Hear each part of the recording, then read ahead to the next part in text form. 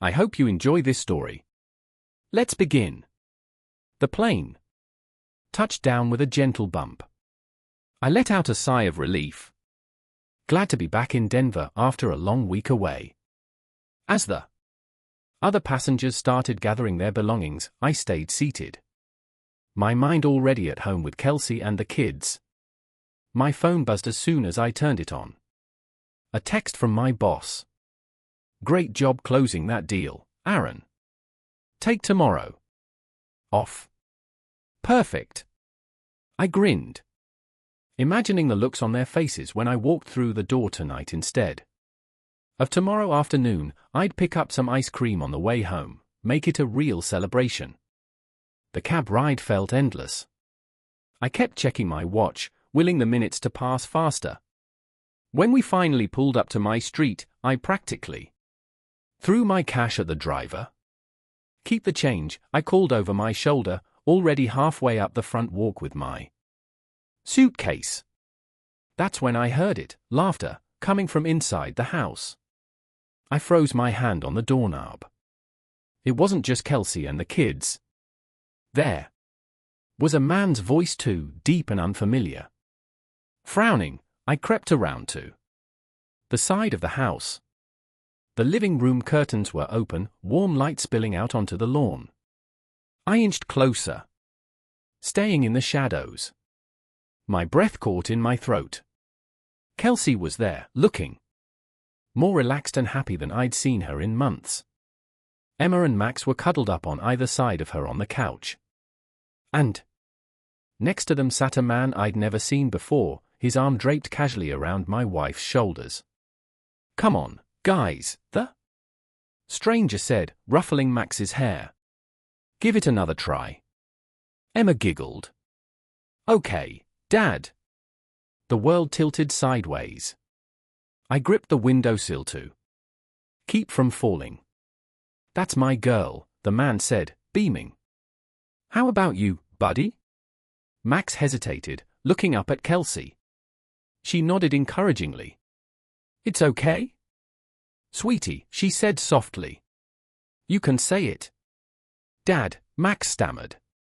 The stranger pulled him into a hug.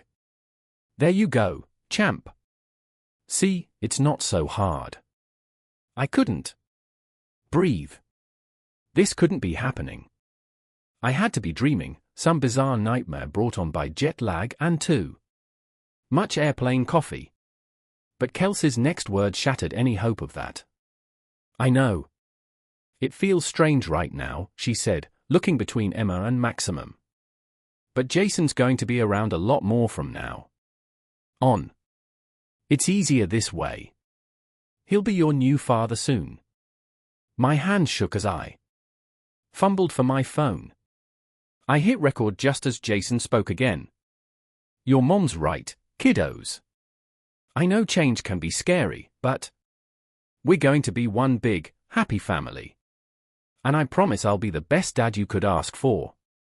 Kelsey leaned in and kissed him. Right there in front of our children. "You already are," she murmured. I stumbled back from the window. While rising in my throat, the phone slipped from my nerveless fingers, clattering on the concrete. I snatched it up, stopping the recording. For a long moment, I just stood there in the dark, my mind reeling. Part of me wanted to burst through the front door, to scream and rage and demand answers. But a colder, more calculating voice in the back of my head held me back. I looked down at my phone, at the damning evidence I'd just captured. No. This needed to be handled carefully, methodically. I'd make them pay for this betrayal, but I'd do it right. Taking a deep breath, I straightened my shoulders and strode back to the front of the house. I opened the door as quietly as possible and slipped inside. "I'm home," I called out, injecting false cheer into my voice. There was a flurry of movement from the living room. I walked in just in time to see Jason scrambling off the couch, putting distance between himself and my family. "Daddy," Emma cried, running to hug me. I scooped her up. burying my face in her hair to hide the fury I knew must be showing in my eyes. "Hey, princess," I said, "I missed you so much." Max hung back, looking uncertainly between me and Jason. My heart clenched. Kelsey stood, smoothing down her shirt. "Erin, we weren't expecting you until tomorrow." "Surprise," I said flatly. I set Emma down and turned to Jason, who was trying his best to look casual. "And who might you be?" Jason cleared his throat. "Jason Cole," he said, extending his hand. "I'm a friend of Kelsey's from work." I ignored his outstretched hand. "Funny, Kelsey's never mentioned you before."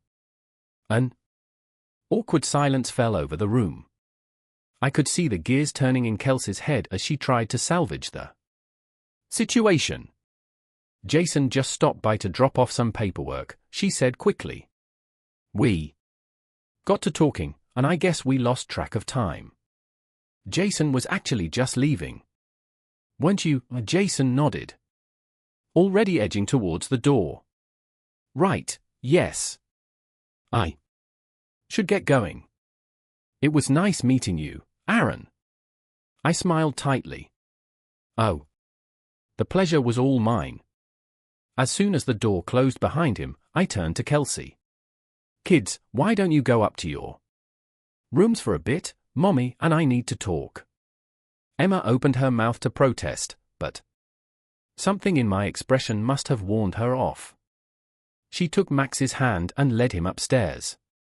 Kelsey waited until we heard their bedroom doors close. "Aaron, I can explain." I held up a hand, cutting her off. "Save it." I heard everything. The color drained from her face. "What do you mean, without a word?" I pulled out my phone and pressed play. Kelsey's voice filled the room. "It's easier this way. He'll be your new father soon." Kelsey sank onto the couch, her head in her hands. "Oh, God." I stopped the recording, my voice deathly calm. "How long?" She looked up, tears streaming down her face. "Erin, please." "How long?" Kelsey's shoulders slumped in defeat. 6 months, she whispered. 6 months. Half a year. Of lies. Of betrayal.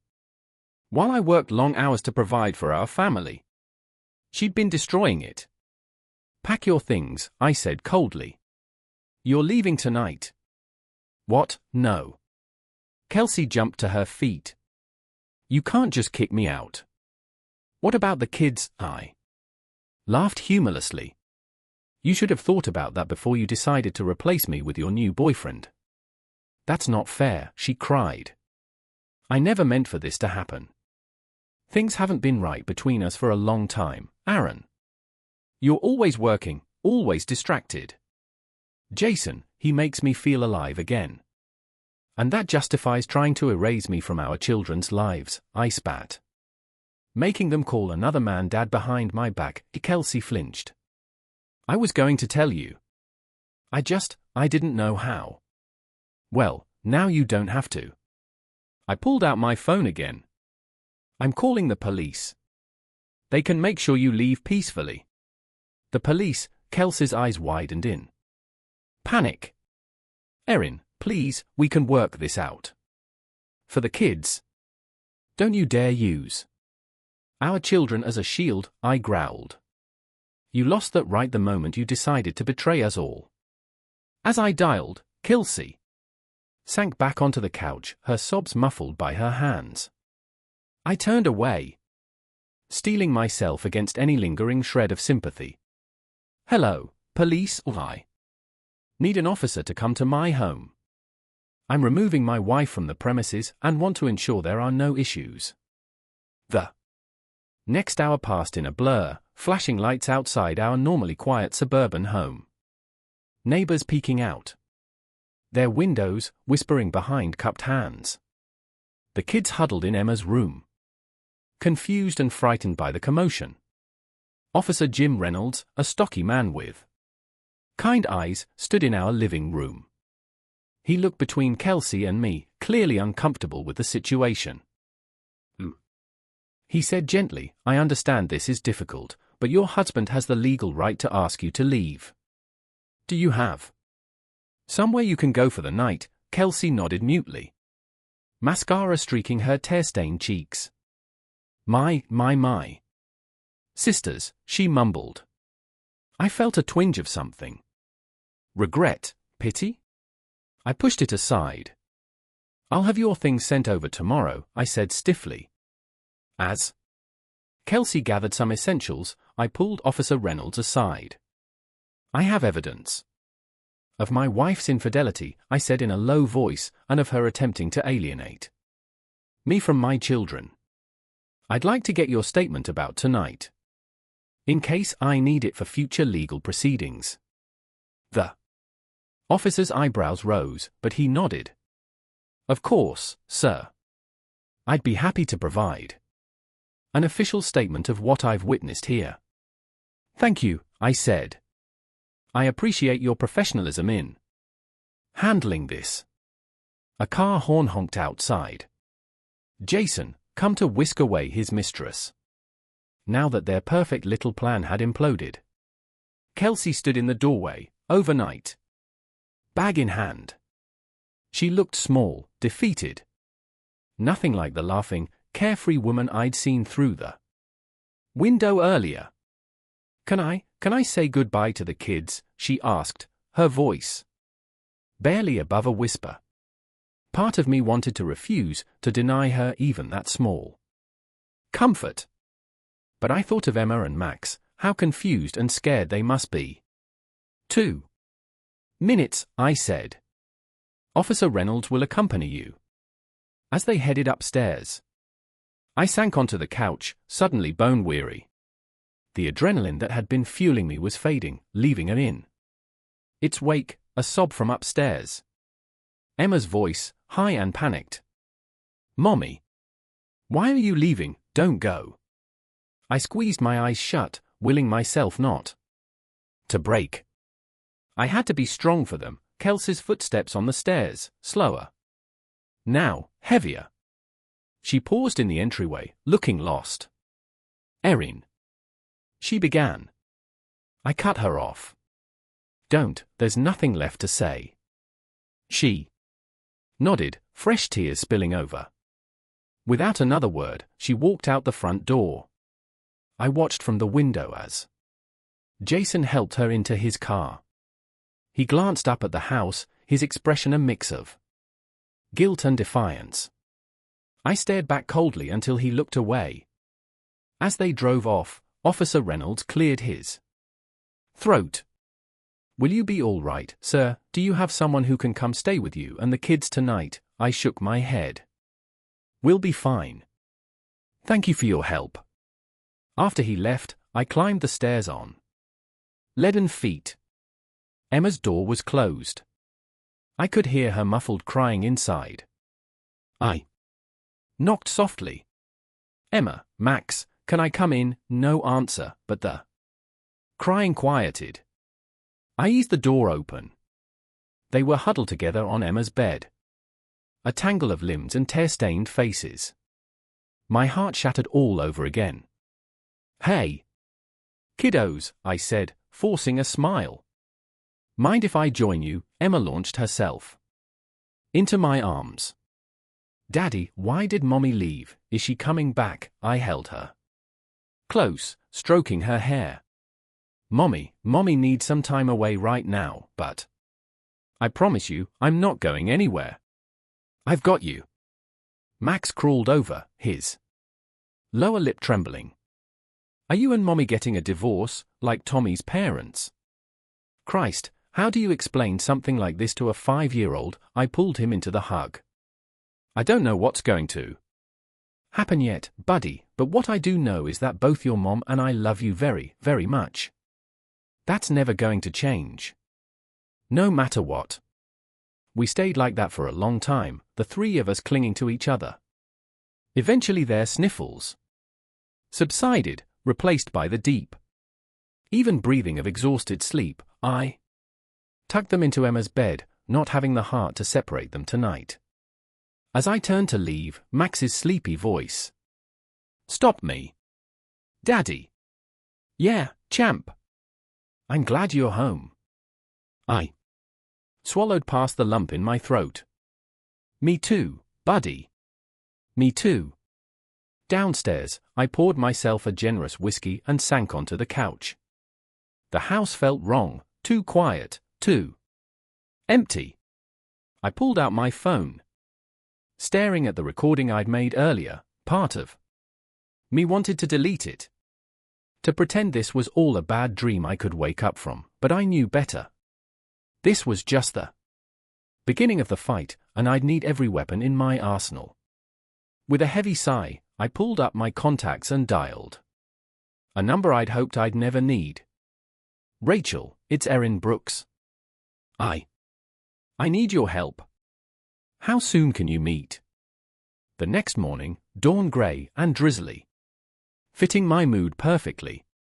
I'd barely slept, spending most of the night alternating between comforting the kids and poring over legal websites on my laptop. I was in the kitchen, mechanically stirring a pot of oatmeal, when my phone buzzed. "Rachel, Aaron, I can meet you at my office in an hour. Will that work?" I glanced at the clock. Emma and Max would be up soon, needing breakfast and reassurance I wasn't sure how to give. "Make it 2 hours, I asked. "I need to get the kids settled first." "Of course," Rachel replied, her voice softening. "Take whatever time you need. And Erin, try to breathe. Okay, we'll get through this." I managed a weak chuckle. "Thanks, Rachel. I'll see you soon." After a subdued breakfast where I dodged most of Emma and Max's questions with vague reassurances, I called my neighbor, Mrs. Chun. She agreed to watch the kids for a few hours, her usually cheery voice tinged with concern. "Erin, if there's anything else we can do," she started. "Thank you." I cut her off, not ready to face the pity I knew I'd see in her eyes. "I'll pick them up this afternoon." The drive to Rachel's office passed in a blur. Before I knew it, I was sitting across from her, a cup of coffee cooling, untouched in front of me. Rachel leaned forward, her dark eyes sharp and focused. "All right. Erin, start from the beginning. Tell me everything." I took a deep breath and began to speak. As the whole sordid tale spilled out, Rachel's expression grew increasingly grim when I finished. She sat back, tapping her pen against her notepad. "Well, the good news is, you have solid evidence of your wife's infidelity and her attempts to alienate you from your children. That recording is going to be crucial." "And the bad news?" I asked, bracing myself. Rachel sighed. "Custody battles are never easy, Erin. They're messy, they're emotional, and they can drag on for months. Are you prepared for that?" I met her gaze steadily. "I'll do whatever it takes to protect my kids." She nodded, a hint of approval in her eyes. "Good, because Kelsey's not going to go down without a fight. Especially not if this Jason character has money to throw at expensive lawyers." My jaw clenched at the mention of his name. "What do we do first?" "Document everything," Rachel said firmly. "Every interaction with Kelsey, every conversation about the kids. Keep a detailed log of when you have them, what you do together, any issues that come up. We need to build a rock-solid case that you're the more stable, reliable parent." I pulled out my phone, already creating a new note. "Got it. What else?"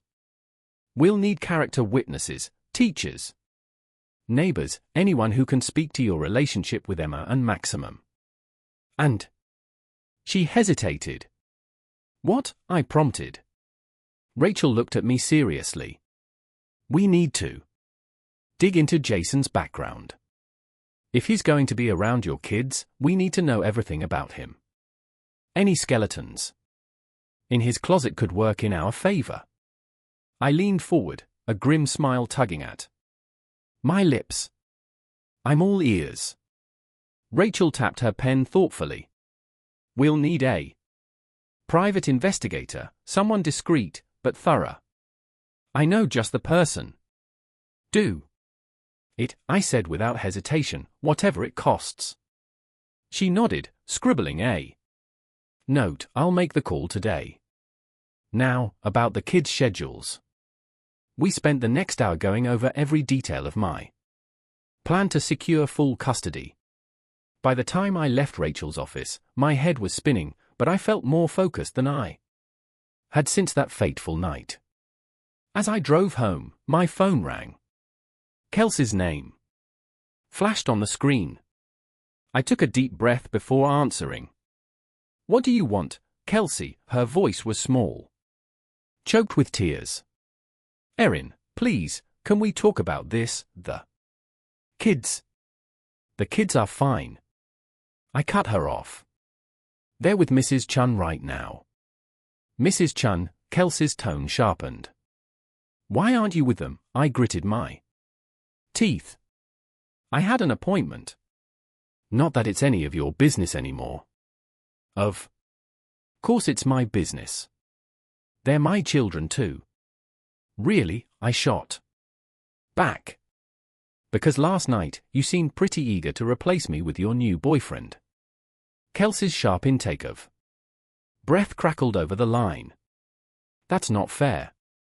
I never meant. Save it for the judge, Kelsey, I said coldly. My lawyer will be in touch about visitation arrangements.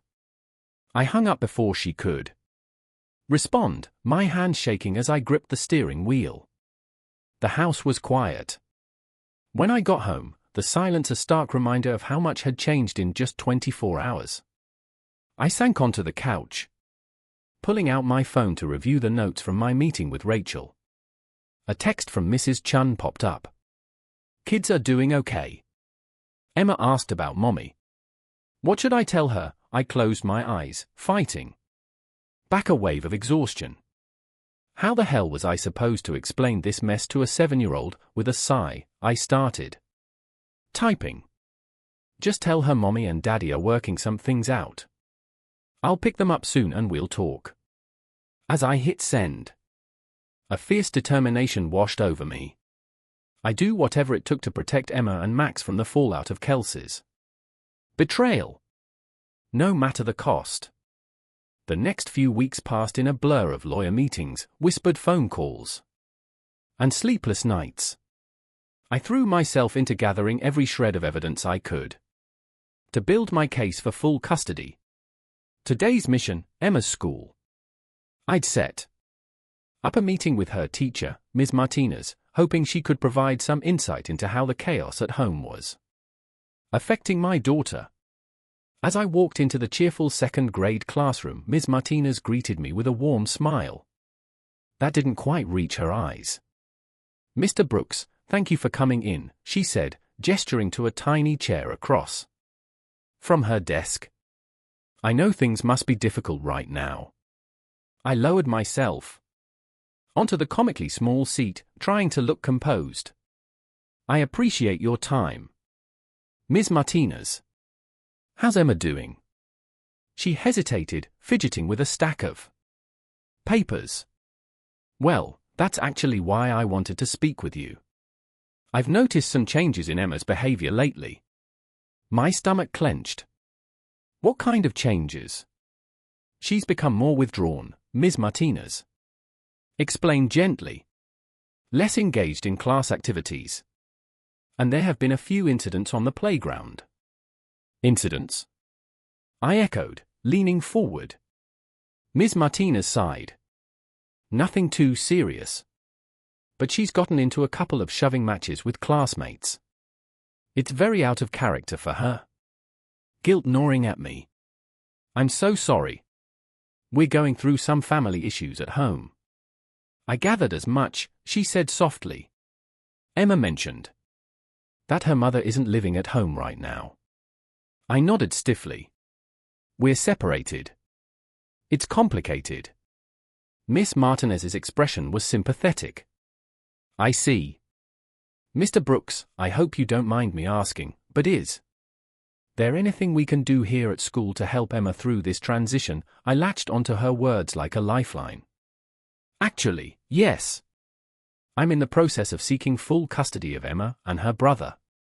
Would you be willing to provide a statement about Emma's recent behavior changes, and maybe your observations of my involvement as a parent? She blinked, clearly surprised by my directness.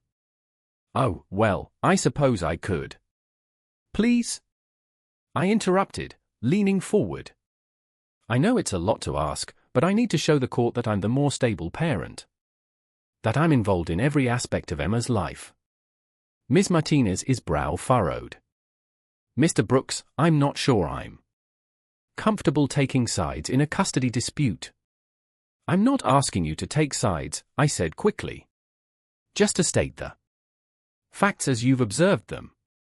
Emma's changed behavior, my attendance at parent-teacher conferences, that sort of thing. She studied me for a long moment, then nodded slowly. All right, I can provide a factual statement about what I've seen in the classroom, but Mr. Brooks, yes, her eyes were kind but firm. My primary concern is Emma's well-being. I hope both you and your wife keep that in mind throughout this process. I swallowed hard, pushing down a flare of defensiveness. Of course. Thank you, Ms. Martinez. I really appreciate your help. As I left the school, my phone buzzed. A text from Rachel. P. I found something on Jason. Meet me at my office ASAP. My heart raced as I drove across town. What could they have dug up? I barely remembered to call Mrs. Chun to ask her to keep the kids a little longer. Rachel was waiting for me, a thick folder on her desk. Aaron, sit down. We've hit the jackpot. I perched on the edge of my seat. What did you find? She opened the folder, spreading out several documents. Jason Cole isn't the upstanding businessman he pretends to be. Our investigator uncovered a history of shady financial dealings, including a fraud conviction from 10 years ago. My eyes widened. Ah. You serious? Rachel nodded. That's not all. There's a sealed record from his early 20s we're still trying to access. But the investigator thinks it might be related to a domestic violence charge. I felt sick. And Kelsey's been letting this man around our children. Exactly, Rachel said, her eyes gleaming. This is exactly the kind of evidence we need to show the court that Kelsey's judgment is compromised. Between this and the recording of her trying to alienate you from the kids, we've got a strong case for full custody. I slumped back in my chair, overwhelmed. What's our next move? Rachel started gathering the documents. We need to get statements from anyone who can speak to your character and involvement as a father. Teachers, neighbors, colleagues, the more, the better. I nodded, my mind racing. I've already talked to Emma's teacher, and Officer Reynolds, the cop who came to the house that night, said he'd be willing to make a statement. Perfect, Rachel said approvingly. Keep building that support network. And Aaron, document every interaction with Kelsey, every phone call, every text. We need to show a pattern of her erratic behavior. As I left Rachel's office, my phone buzzed again. Kelsey, I answered warily. Hello, Erin, we need to talk, Kelsey said, her voice tight, about the kid schedule. This back and forth isn't working. I took a deep breath, remembering Rachel's advice. Stay calm. Document everything. Okay, I said evenly. What did you have in mind, Kelsey? Launched into a convoluted plan involving split weeks and alternating weekends. I listened silently, my jaw clenching tighter with each word. When she finished, I spoke carefully. Kelsey, I don't think that's in the best interest of the kids. They need stability right now, not constant shuffling between houses. She scoffed. Oh, and I suppose you think keeping them from me entirely is better. That's not what I said, I countered, fighting to keep my voice level. But given recent events, I think it's best if the kids primarily stay with me for now. Recent events? Kelsey's voice rose. What's that supposed to mean? I closed my eyes, counting to 10 before responding. It means I'm not comfortable with Jason being around Emma and Max, Kelsey. Not until we've worked things out legally. You can't do that, she cried. You can't keep my children from me. I'm not trying to, I said firmly. But my priority is their safety and well-being. If you want to see them, it needs to be supervised visits for now. Kelsey's voice turned cold. You'll regret this, Aaron. I swear to God, you'll regret this. The line went dead. I leaned against my car, my hand shaking as I pulled up my notes app to document the conversation. As I drove to pick up the kids, my mind raced with everything that had happened. The evidence against Jason, Kelsey's threats, Emma's troubles at school. I gripped the steering wheel tighter, a determination settling over me. No matter what it took, I'd protect my children. From Kelsey's poor choices. From Jason's shady past, from all of it. The battle for custody was just beginning, but I was ready for war. The courthouse loomed before me, its imposing facade a stark reminder of the battle ahead. I adjusted my tie, took a deep breath, and walked inside. Rachel was waiting in the lobby, her expression a mix of determination and concern. Ready for this, Erin? I nodded, my throat tight, as I'll ever be. We made our way to the courtroom, the click of Rachel's heels echoing in the marble hallway. As we rounded the corner, I saw them. Kelsey and Jason huddled with their lawyer, a slick-looking man in an expensive suit. Kelsey's eyes met mine, a flash of something crossing her face. Regret, anger. Before I could decipher it, Jason put his arm around her, steering her into the courtroom. Rachel touched my arm. Remember, stay calm no matter what. Let me do the talking unless the judge directly addresses you. I took another deep breath, squaring my shoulders. Got it. The next few hours were a blur of legal jargon and barely contained emotion.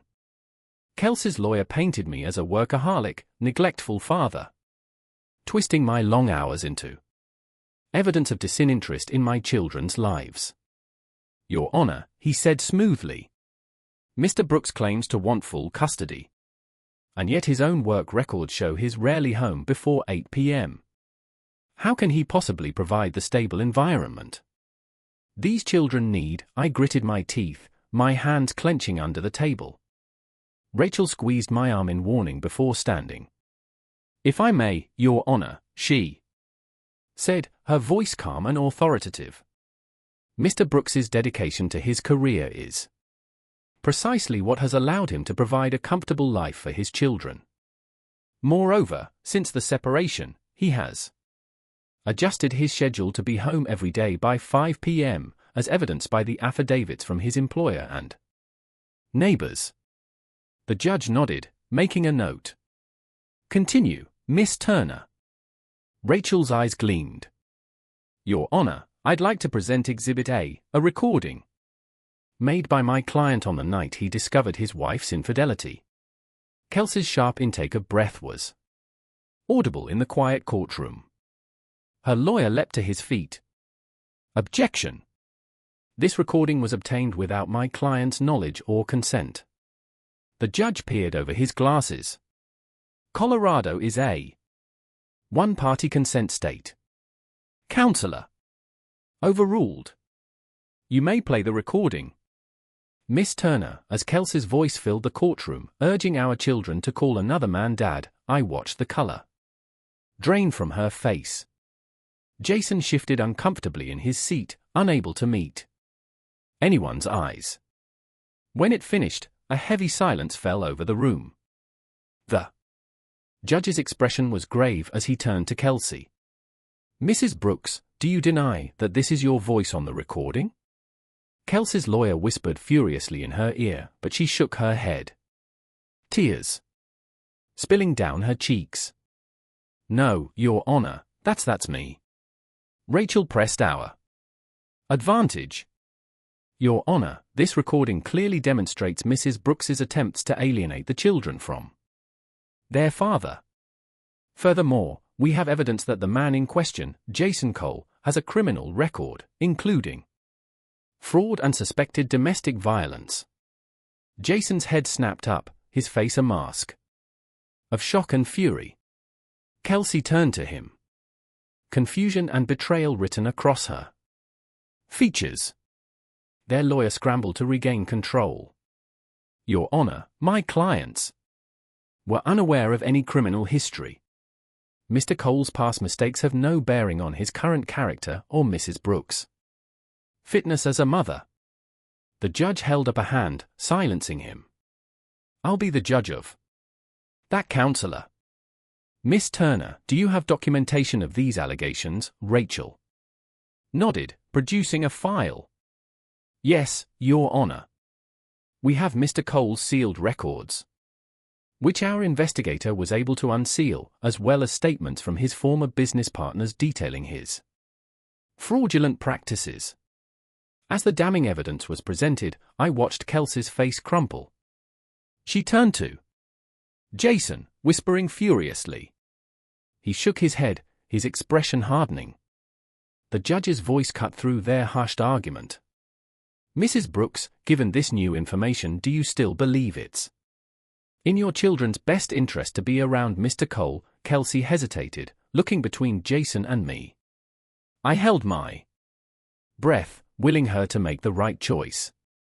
I don't know, Your Honor," she finally said, her voice small. "I thought I knew him, but now?" The judge nodded gravely. "I see. Well, given the evidence presented today, I'm inclined to grant temporary full custody to Mr. Brooks with supervised visitation for Mrs. Brooks pending a full investigation into Mr. Cole's background and Mrs. Brooks' judgment in this matter." Relief washed over me, so powerful I nearly sagged in my chair. Rachel squeezed my shoulder, a small smile of triumph on her face. Kelsey's anguished cry cut through the courtroom. "No, please, Your Honor, you can't take my children." The judge's expression softened slightly. "Mrs. Brooks, this is a temporary arrangement. If you can demonstrate that you're putting your children's needs first and exercising better judgment in your personal life, we can revisit the custody arrangement. But for now, this is what's best for Emma and Maximum." As the judge's gavel fell, finalizing his decision, chaos erupted in the courtroom. Kelsey collapsed into sobs, while Jason stormed out, slamming the door behind him. Their lawyer looked shell-shocked, gathering papers with shaking hands. Rachel turned to me, her eyes shining. "We did it, Erin. It's not over, but this is a huge win." I nodded, unable to speak past the lump in my throat. We'd won this battle, but the war was far from over. And somewhere in the back of my mind, a small voice whispered that there were no real winners here, only casualties. As we left the courtroom, I steeled myself for the challenges ahead, explaining this to Emma and Max, navigating supervised visits with Kelsey, protecting my children from the fallout of this mess. But for now, for this moment, I allowed myself to feel a glimmer of hope. We were one step closer to the stability and security my children deserved, and I'd fight with everything I had to make sure they got it. The courtroom was buzzing with tension as we returned from a brief recess. I could feel Kelsey's eyes boring into me from across the aisle, but I kept my gaze fixed straight ahead. Rachel had warned me to stay focused, no matter what. As we settled back into our seats, the judge cleared his throat. Before we conclude these proceedings, I understand the plaintiff's counsel has some additional evidence to present. Rachel stood her expression. Unreadable. Yes, Your Honor. If it pleases the court, we have one final piece of information that we believe is crucial to Your Honor's decision regarding custody. Kelsey's lawyer jumped to his feet. Objection. Your Honor. We weren't notified of any new evidence. The judge peered over his glasses. Ms. Turner, is this true? Rachel nodded calmly.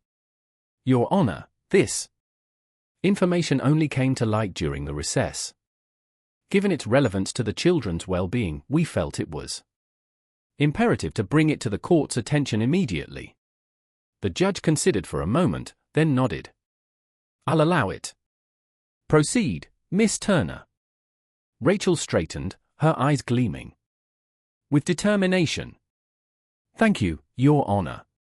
I'd like to present evidence of Mr. Jason Cole's criminal record, which includes convictions for fraud and domestic violence. A collective gasp rippled through the courtroom.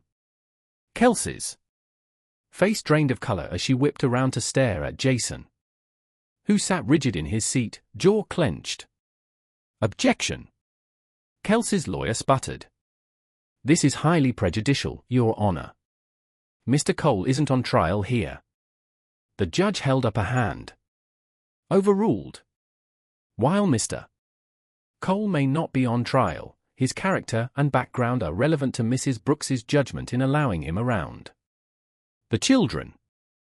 Continue, Ms. Turner. Rachel nodded, producing a thick file. Your Honor, our private investigator uncovered sealed records from Mr. Cole's past. They detail a pattern of financial fraud spanning several years, culminating in a conviction 10 years ago. More alarmingly, there's also a domestic violence charge from his early 20s.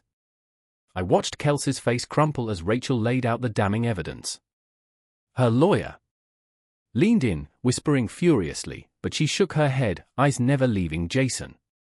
Furthermore, Rachel continued, we have statements from Mr. Cole's former business partners describing ongoing fraudulent practices.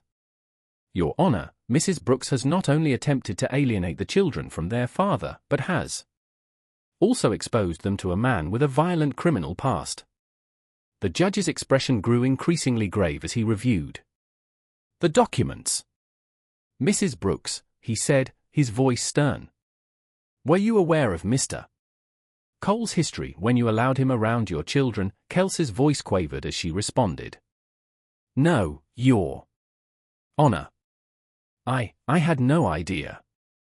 And now that you do know, the judge pressed, do you still believe it's in your children's best interest to be in Mr. Cole's presence? Kelsey hesitated, glancing between Jason and me. I held my breath, silently willing her to make the right choice. I don't know, she finally admitted, her voice barely above a whisper. The judge nodded, his expression softening slightly. I see. Well, given this new information and Mrs. Brooks's uncertainty, I have no choice but to grant full custody to Mr. Brooks. Relief flooded through me, so intense I nearly sagged in my chair. Rachel squeezed my arm, a small smile of triumph on her face. Mrs. Brooks will be granted supervised visitation, pending completion of parenting classes and a psychological evaluation. The judge continued, Mr. Cole is to have no contact with the children. This court condemns Mrs. Brooks's poor judgment in this matter and urges her to prioritize her children's well-being moving forward. As the gavel fell, finalizing the decision, chaos erupted in the courtroom. Kelsey burst into tears while Jason stormed out, slamming the door behind him. Their lawyer looked shell-shocked, gathering papers with shaking hands. Rachel turned to me, her eyes shining. We did it, Aaron. It's over. I nodded, unable to speak. Past the lump in my throat, we'd won. But as I watched Kelsey's shoulders shake with sobs, I felt no joy in our victory. Only a determination to protect my children and build a new life for us, free from the shadow of betrayal. The weeks following the custody hearing passed in a blur of paperwork, therapy appointments for the kids, and long nights spent staring at the ceiling, wondering if I'd done the right thing. But as I watched Emma and Max slowly start to smile again, to laugh without that haunted look in their eyes, I knew I'd made the only choice I could. One morning, as I sipped my coffee and scrolled through emails, a message from an unfamiliar address caught my eye. The subject line read, "Information you might find interesting, J. Cole." Frowning, I opened it. Inside was a trove of documents detailing Jason's ongoing fraudulent business practices, far beyond what we presented in court. My hand shook as I realized the implications. This wasn't just about protecting my family anymore.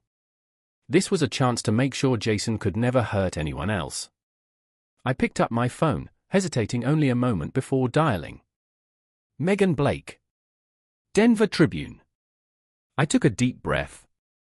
"Ms. Blake, this is Erin Brooks. I have a story you might be interested in." Megan's voice sharpened with interest. "Mr. Brooks, the software engineer who just won that high-profile custody case." "The very same," I replied. "But this isn't about my personal life. It's about Jason Cole, the man my ex-wife was involved with.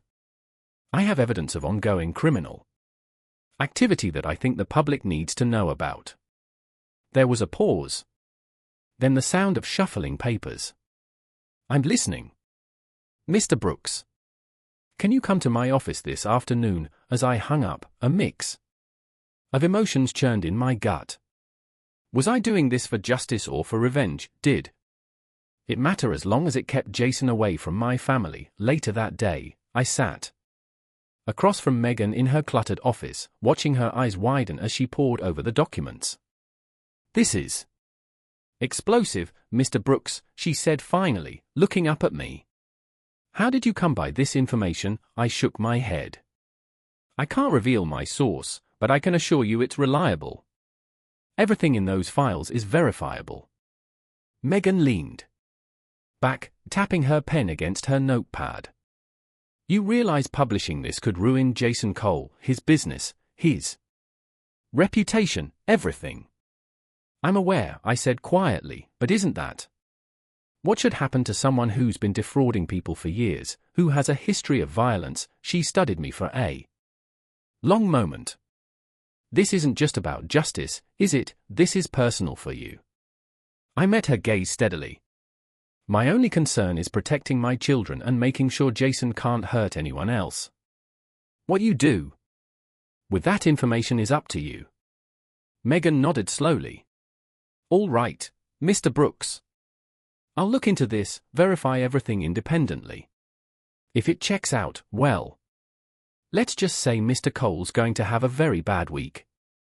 As I left her office, my phone buzzed. A text from my private investigator, Mark Harris, got more dirt on Cole. Financial records show he's in deep with some shady creditors. Want me to pass along an anonymous tip? I stared at the message, my finger hovering over the reply button. This was my chance to truly destroy Jason, to ensure he could never threaten my family again. But was I crossing a line? After a long moment, I typed back, "Do it." The next few days passed in a haze of anticipation and guilt. I threw myself into work and time with the kids, trying to ignore the gnawing feeling in my gut. Then, on a sunny Tuesday morning, it all exploded. Megan's article hit the front page of the Tribune, exposing Jason's years of fraud. An excruciating detail. By lunchtime, his company's stock had plummeted.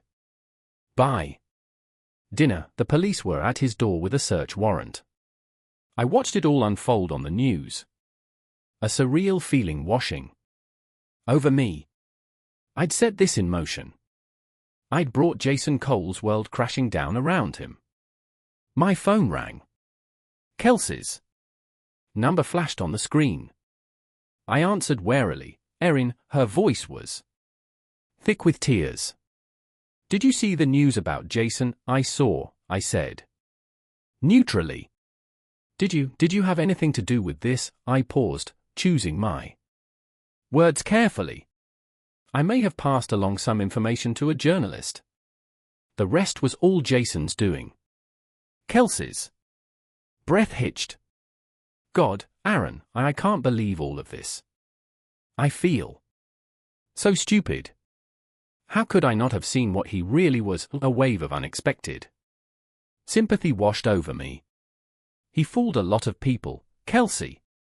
Not just you. The kids, she said suddenly. Are they okay? Do they know what's happening? They're fine, I assured her. I've kept them away from the news. As far as they know, nothing's changed.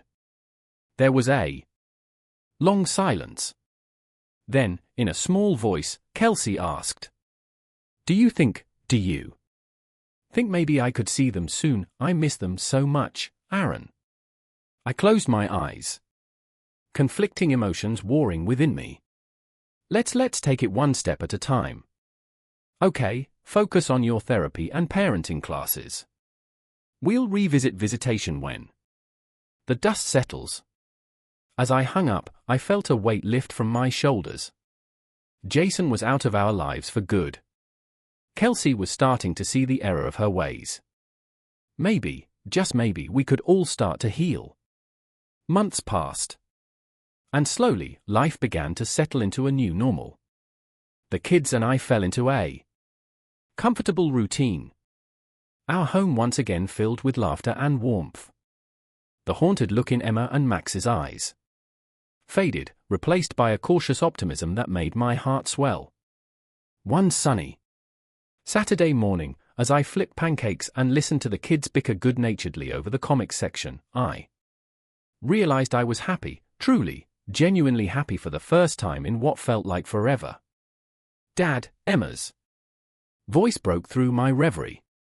Max is hogging the sports page again. I chuckled, sliding the last pancake onto a plate. Max, share with your sister. Emma, there's plenty of paper to go around. As we sat down to breakfast, Max looked up at me with syrup-sticky fingers. Dad, is Mom coming to my soccer game today? I paused, carefully considering my words. Kelsey had been making progress in her therapy and parenting classes, and we'd slowly started reintroducing supervised visits. But we were still a long way from anything resembling normalcy. Not today, buddy, I said gently. But maybe next time. Okay, Mom's still working on some things. Emma pushed her eggs around her plate. Is she ever going to live with us again? My heart clenched. I don't know, sweetheart, but what I do know is that both your mom and I love you very much. Even if things are different now. After breakfast, as I cleaned up the kitchen, my phone buzzed a text from Rachel.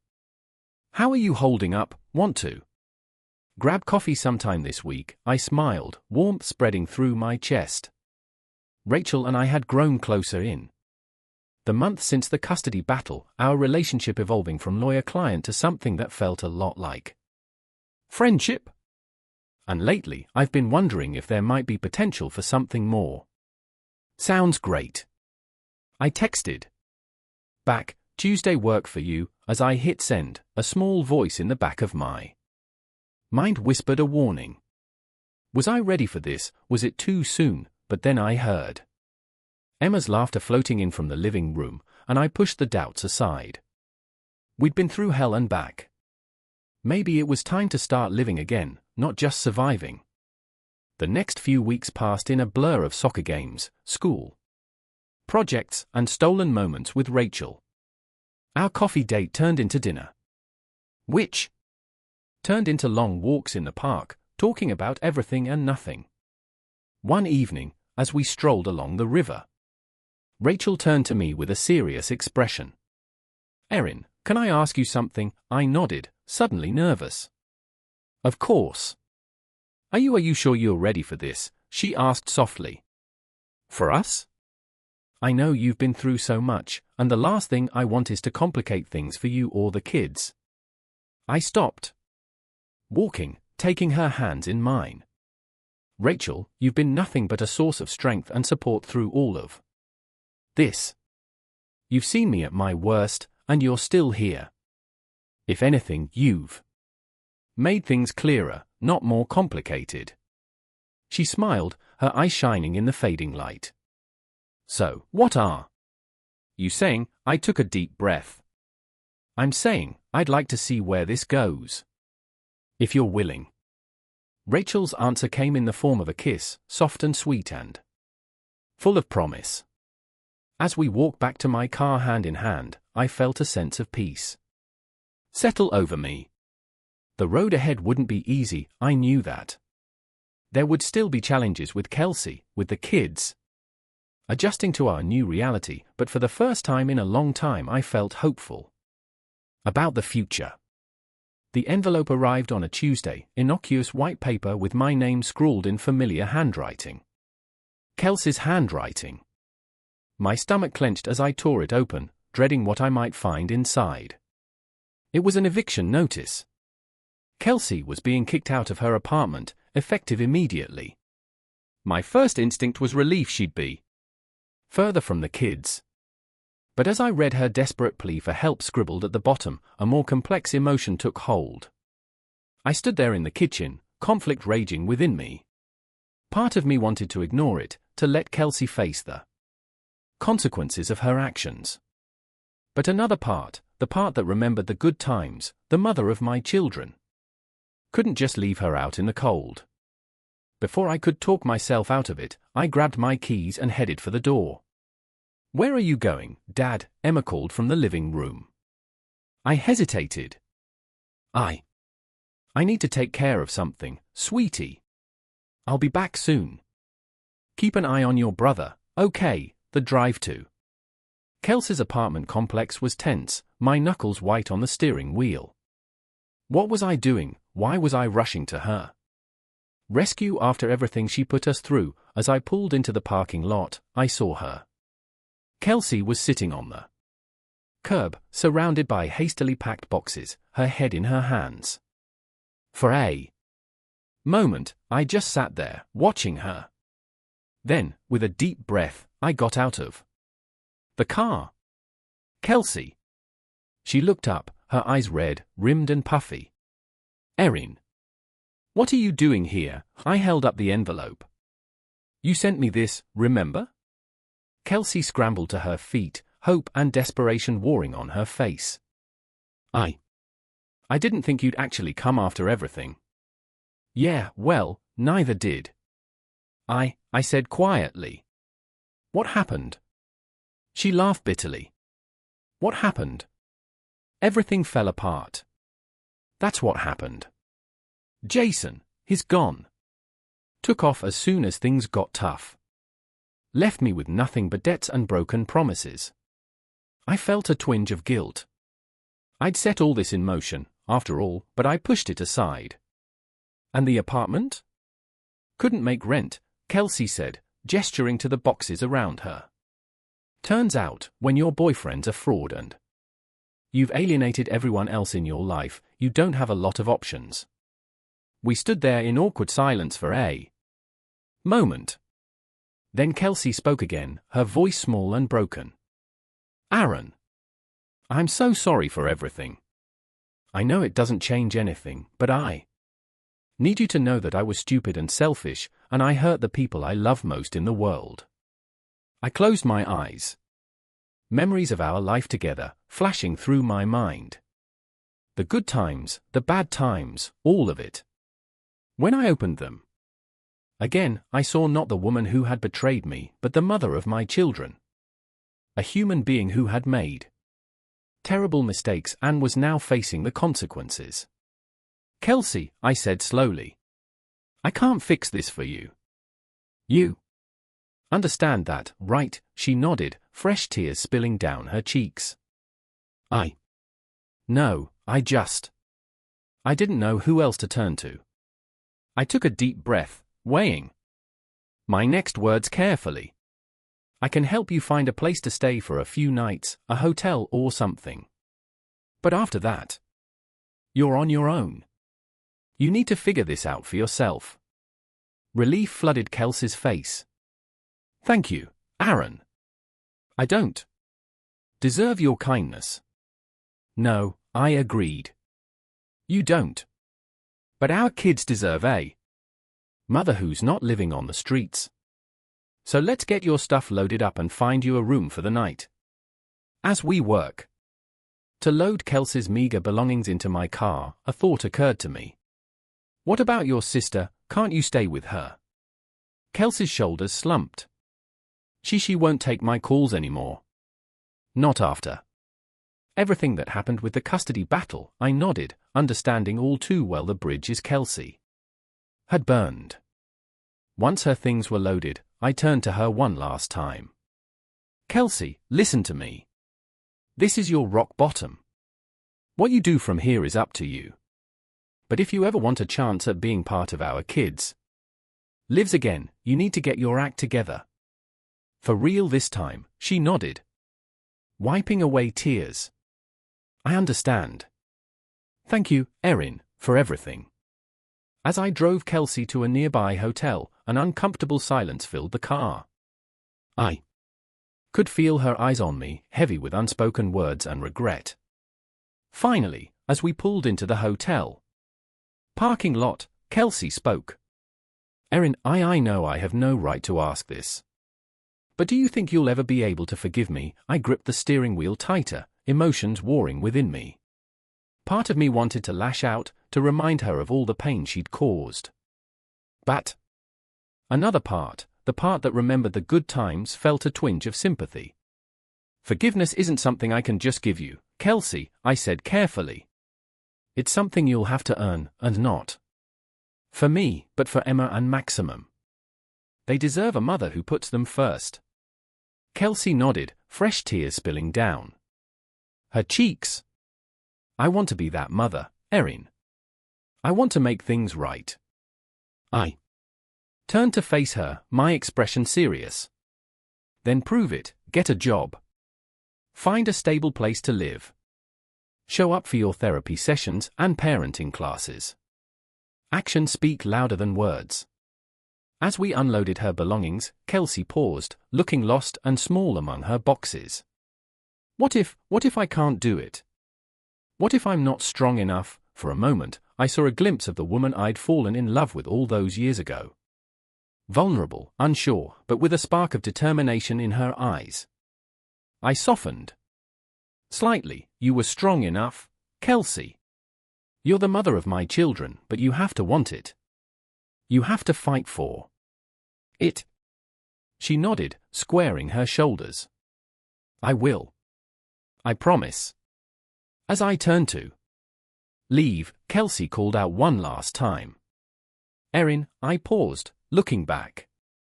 Thank you, she said softly, for not giving up on me completely. I nodded, unable to form words past the lump in my throat. As I drove away, I felt a weight lift from my shoulders. I'd done what I could. The rest was up to Kelsey. Months passed.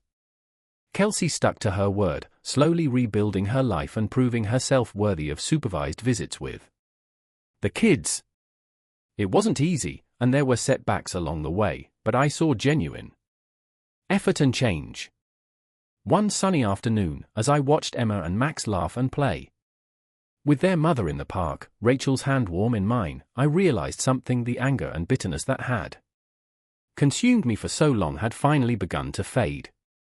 We weren't the family we once were, and we never would be again. But we were something new, something, dare I say it, better, stronger for having weathered the storm. As we walked back to the car, Emma slipped her hand into mine. Dad, she said, looking up at me with those big, wise eyes. I'm glad we're all okay now. I squeezed her hand, a lump forming in my throat. Me too, sweetheart. Me too.